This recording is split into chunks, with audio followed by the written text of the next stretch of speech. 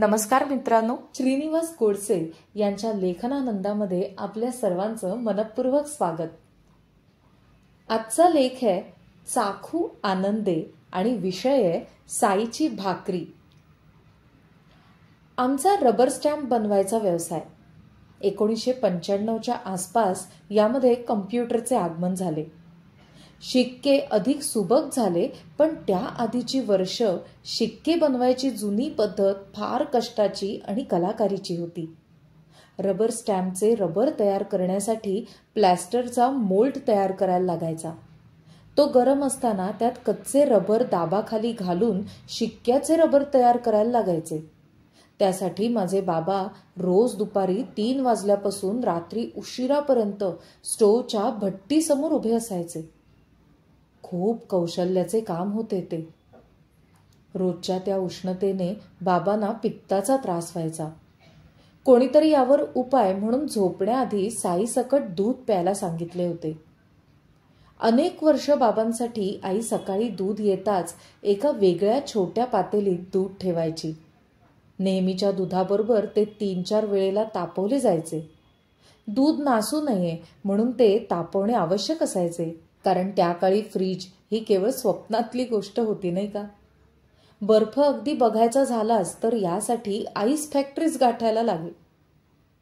जाळी लावलेल्या लोखंडी पत्र्याच्या दुधाच्या कपाटात ठेवलेले ते दूध मात्र रात्रीपर्यंत थंड होत असे। कामावरून उशिरा परत आल्यावर जेवण झाले की झोपायच्या आधी बाबा ते दूध प्यायचे आणि मग झोपी जायचे। त्यांची ही सवय त्यांनी आयुष्यभर कायमच ठेवली होती। बऱ्याच वेळेला रात्री उशिरापर्यंत दुकानात काम चाले, मग बाबा येईपर्यंत आम्ही झोपी जात असू। रात्री जागायचे कामच नव्हते ना। रेडिओवर रात्री 9ची आपली आवड लागायची तेव्हा आम्ही आडवे झालेलो असायचो। रात्री उशिरा आल्यावर बाबा स्वयंपाकघरातला दिवा लावायचे। अहो, इनमिन 2 खोल्यांचं भाड्याचं घर होतं ते, मग आमची झोप चाळवली जायची। आम्ही 3 भावंड, दादा, मी आणि छोटी ताई। मग कोणी जागे झालेच तर बाबा एका कपात थोडी साय आणि दूध काढून प्यायला बोलवत। मी तर बाबांच्या त्या दुधातला असा वाटा अनेकदा घेतलाय बरं का।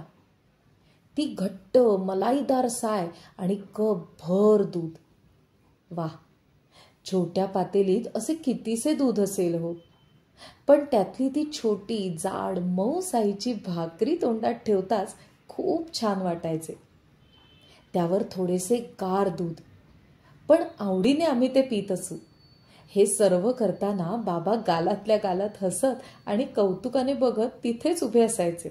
सकाळी तेव्हा गरम दूध पिण्यासाठी चालढकल करणारे आम्ही रात्री मात्र बाबांच्या बरोबर गार दूध आणि ती साय आवडीने घ्यायसाठी उत्सुक असायचो।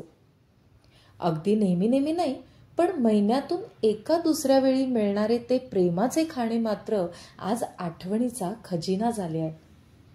बाबा जाऊन आता 24 वर्षे झाली, पण ती साय मात्र अजून आठवते। रात्री आवराआवर करताना ओट्यावर दुधाचे पातेले दिसते। दुधाची साय एकत्र करून फ्रीजमध्ये ठेवताना साय दिसताच साईची भाकरी नकळत जिभेवर ठेवली जाते। डोळे बंद होतात, मन मात्र ती चव शोधत राहते। भावनेच्या तारा जुळतात आणि ती चव सुद्धा सापडते। दृष्टीसमोर बाबा उभे राहतात, अगदी जसेच्या तसे। नजर मात्र घरभर फिरत राहते। मनाला तेच आठवणीतले क्षण पुन्हा पुन्हा जगायचे असतात ना, पण सगळे निसटून मागे गेलेले असते। खूप मागे, खूप मागे। डोळे नकळत पाणावतात।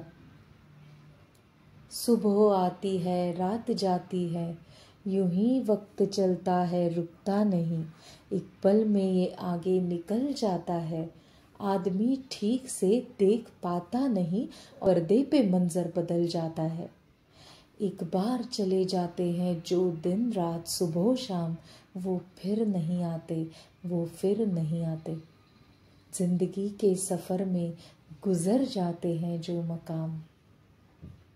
दूर कुठेतरी किशोरदांचा स्वर्गीय आवाज ऐकायला येतो.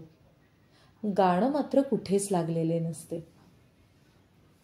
सृष्टीची ही ब्रह्मवाक्यच खरं तर कुणा कवीचे निमित्त करून कागदावर उतरवली गेलीत, रसिकांच्या मनावर कोरली गेलीत. तेच क्षण आज या लेखनाच्या निमित्ताने पुन्हा अनुभवता आले. आज तर ते दूधही नाही आणि ती सायही. मात्र स्मृतींच्या रूपाने विलक्षण जादू निसर्गाने आपल्याला दिली. त्यामुळे काही क्षण मात्र पुन्हा पुन्हा चाखता येतात. खाऊ आनंदे म्हणून खाताही येतात, अनुभवता येतात. खरं ना? धन्यवाद.